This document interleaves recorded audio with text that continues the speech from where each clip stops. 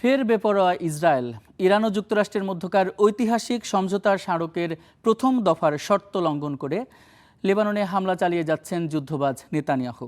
দক্ষিণ লেবাননের নাবাতিহ জেলায় ইসরায়েলের ভয়াবহ বিমান এবং ড্রোন হামলায় অন্তত 18 জন নিহত হয়েছেন।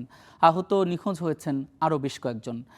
লেবাননে ইসরায়েলি আগ্রাসী আচরণের কারণেই ভেস্তে যেতে বসেছে সুইজারল্যান্ডে মার্কিন ইরান শান্তি আলোচনার পূর্ব নির্ধারিত বৈঠক।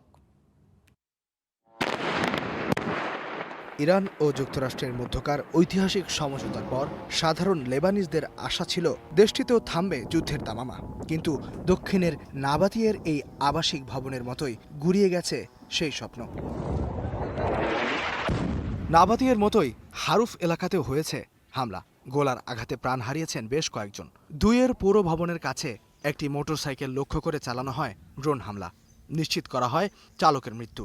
এছাড়া আল শারকিয়া দুয়ের কাফার সির গ্রামেও পৃথক হামলায় হতাহত হন অনেকে। এসব হামলার জন্য সাফাই গিয়েছে ইসরায়েলি সামরিক বাহিনী। এক বিবৃতিতে দাবি করেছে, যুদ্ধবিরতি চুক্তি লঙ্ঘন করার জবাবেই তারা দক্ষিণ লেবাননে হিজবুল্লাহর অবকাঠামোতে লক্ষ্য করে এই অভিযান চালাচ্ছে। তেল আবিব ঘোষণা দিয়ে রেখেছে, মার্কিন ইরান সমঝোতা স্মারক সত্ত্বেও হামলা অব্যাহত থাকবে। বলা হচ্ছে, লেবানন ইস্যুতে ইসরায়েলের চাপের কারণেই আজ সুইজারল্যান্ডে পূর্ব নির্ধারিত মার্কিন ইরান শান্তি আলোচনা হচ্ছে না। হোয়াইট হাউসের পক্ষ থেকে জানানো হয়েছে, মার্কিন ভাইস প্রেসিডেন্ট জেডি ভেন্স শেষ মুহূর্তে সফর বাতিল করেছেন। বিশ্লেষকরা সতর্ক করে বলেছেন, ইসরায়েলের এই অতি আগ্রাসী সামরিক পদক্ষেপের কারণে ভেস্তে যেতে পারে যুক্তরাষ্ট্র ইরান শান্তি ঐতিহাসিক প্রচেষ্টা।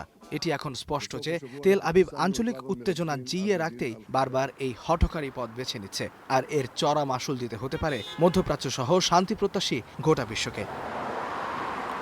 ইশতিহাদুল মাহমুদ, স্টার নিউজ।